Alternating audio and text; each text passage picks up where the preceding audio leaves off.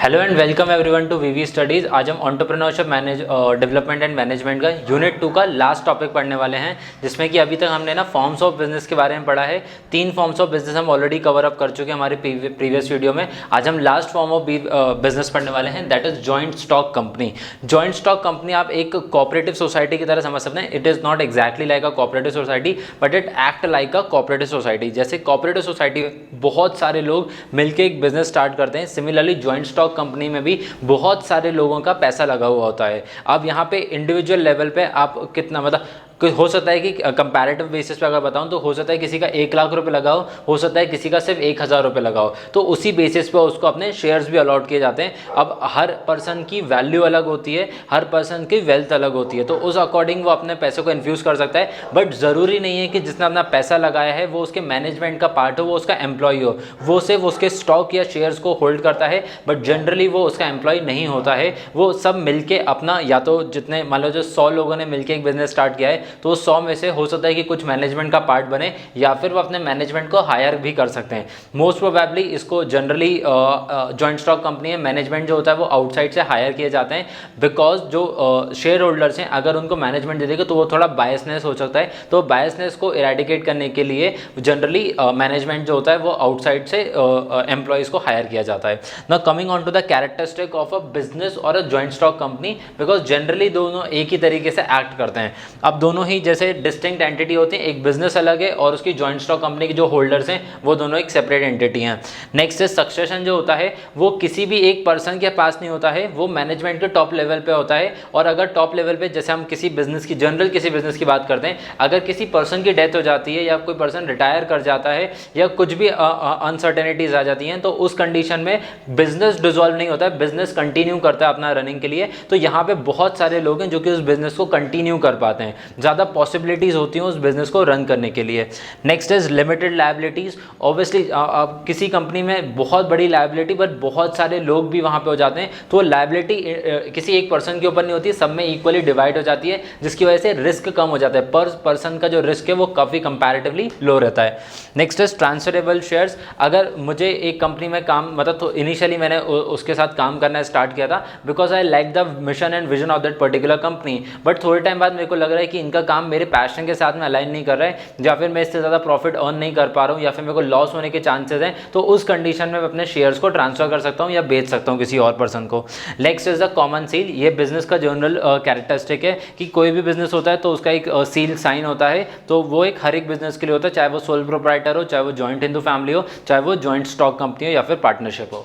Next coming on to the advantages of a joint stock company. First is it has large resources. जैसे कि हम अमूल की बात करेंगे, अमूल के इतनी बड़ी फ्रेंचाइजी है, इतना बड़ा उसका टर्नओवर है, इतने सारे उनके आउटलेट्स हैं, उनकी काउ बफेलोज, इतना बड़ा उनके पास में कैटल है अपने पास कि रिसोर्सेज एम्पल हो जाते हैं, बिकॉज आपके पास कैपिटल बहुत सारे लोगों का लगा हुआ है। इनिशियली ये कंपनीज जो होती हैं वो छोटे लेवल पे स्टार्ट होती हैं, बट जब ये स्केल करना स्टार्ट करती हैं तो ये जाइंट कॉर्पोरेट्स बन जाते हैं। Next is continuity of business is very easy because the business is not relied on a single person. बहुत सारे लोग मिलकर एक बिजनेस को चला रहे होते हैं। Next is efficient management. Obviously जब बहुत सारे लोग आ जाते हैं तो ऑब्वियसली जितना ज़्यादा लोग उतने ज़्यादा ब्रेन्स उसमें आ जाएंगे, उतने ज़्यादा इनपुट्स उसमें आ जाएंगे, तो केओस भी क्रिएट कर सकता है। बट जितना ज़्यादा आप ब्रेन स्टॉर्मिंग करोगे, जितने ज़्यादा आप सेशंस करोगे, उतने ज़्यादा प्रॉब्लम्स को निकालते भी जाओगे, बिकॉज हर इंसान अलग तरीके से सोचता है, तो वहाँ पे प्रॉब्लम सॉल्विंग के लिए भी ज़्यादा हो जाएगा। बट इसका एक डिसएडवांटेज जो हम पढ़ेंगे कि इसमें टाइम बहुत ज़्यादा लग जाता है। Next is large scale production. Obviously जब आपके पास बहुत ज़्यादा ग्रेटर रिसोर्सेज अवेलेबल हैं तो आप जो प्रोडक्शन करोगे वो भी बहुत लार्ज स्केल पे करोगे। Next is ability to cope with changing environment. यहाँ पे हम बिजनेस एनवायरनमेंट की बात करें, जहाँ पे अगर कोई भी एक्सटर्नल एनवायरनमेंट में चेंज आया, बिजनेस पॉलिसीज़ में चेंज आया, लीगल फ्रेमवर्क में चेंज आया, या फिर कोई कोविड जैसी अनसर्टेनिटी आ गई, या फिर रिसेशन आ गया, इन्फ्लेशन आ गया, मैक्रो इकोनॉमिक्स में कोई चेंजेस हो रहे हैं, फिजिकल या मॉनेटरी पॉलिसीज़ में कोई चेंजेस हो रहे हैं, तो ईजिली कोप अप कर सकते हैं, बिकॉज बहुत सारे लोग हैं, उनके पास रिसोर्सेज इतने ज़्यादा हैं कि वो उसको ऑप्टिमली यूटिलाइज यूटिलाइज कर सकते हैं अलग अलग जगह पे। Next is diffuse risk, obviously because of the same reason, liability इतनी डिवाइडेड रहती है। And last is the social benefit. Social benefit मतलब कि जब आप वेलफेयर ऑफ द सोसाइटी की बात करते हो, जो कम्युनिटीज़ बनाई जाती हैं या फिर जो कॉर्पोरेट सोसाइटीज़ बनाई जाती हैं वो सोसाइटी के वेलफेयर के लिए बनाई जाती हैं। जो बहुत सारी ऐसे वुमेन एंटरप्रेन्योर्स होती हैं जो कि वुमेन्स एंटरप्रेन्योर्स मिलके एक बिजनेस स्टार्ट कर लेती हैं, जहाँ पे production, inventory, sales, marketing, finance सभी फीमेल ओरिएंटेड रहता है। तो वो वुमेन एंटरप्रेन्योर्स को बढ़ावा देता है ऐसी societies. So that is very beneficial for as society and also for from economics point of view. Next coming on to the demerits या फिर डिसएडवांटेजेस क्या होते हैं इस तरीके की कंपनी की। First is a formation. अगर मान लीजिए आप एक अकेला एक बिजनेस स्टार्ट कर रहे हैं तो डिसीजन मेकिंग सिर्फ आपके हाथ में रहेगी, आपको क्या बिजनेस करना है, बिजनेस के क्या 4 P's रहने वाले हैं, क्या प्रोडक्ट होने वाला है, क्या सर्विस होने वाली है, आप अकेले डिसाइड करोगे। बट अगर ये 2-3 लोग मिलकर डिसाइड करेंगे तो वहाँ पे कॉन्ट्राडिक्शन क्रिएट होना स्टार्ट हो जाएगा। आप कुछ और बोलोगे, आपके पार्टनर कुछ और बोलेंगे। अब इसी को मास स्केल पे सोचिए, आप बहुत बड़ी कंपनी को स्टार्ट करें, बहुत सारे इंडिविजुअल्स आपने जुड़ना चाह रहे हैं, तो अब कोई अपना है ना बहुत हो सकता है कि अपनी सपनों की पूंजी, ऐसे हम बोलते हैं ना कि बहुत अपने पूरी पूंजी उसमें लगा देता है, तो आपके ऊपर रिस्क क्यों लेगा? बिकॉज इंडिविजुअली आप एक फॉर्मर हो तो आपके ऊपर कोई बेट क्यों लेना चाहेगा? तो इनिशियली उसको फॉर्मेशन में डिफिकल्टी आती है कि आप ट्रस्ट कैसे गेन करोगे लोगों का। Next is separation of ownership and management. अब इतने सारे लोग हो जाते हैं कि जो ओन कर रहा है क्या वही मैनेजमेंट का पार्ट बनेगा? जैसे मैंने इनिशियली बताया था कि अगर मैनेजमेंट उसका पार्ट बन गया तो वहाँ पे कॉन्स्पिरेसी के चांसेस ज़्यादा बढ़ जाते हैं, तो उसको आप असाइड रखने के लिए आप मैनेजमेंट और ओनरशिप को सेपरेट कर देते हो। जो ओन करता है वो हेड ऑफ द टेबल में नहीं बैठता, वो डिसीजन मेकिंग नहीं करता है। Next is speculation and shares.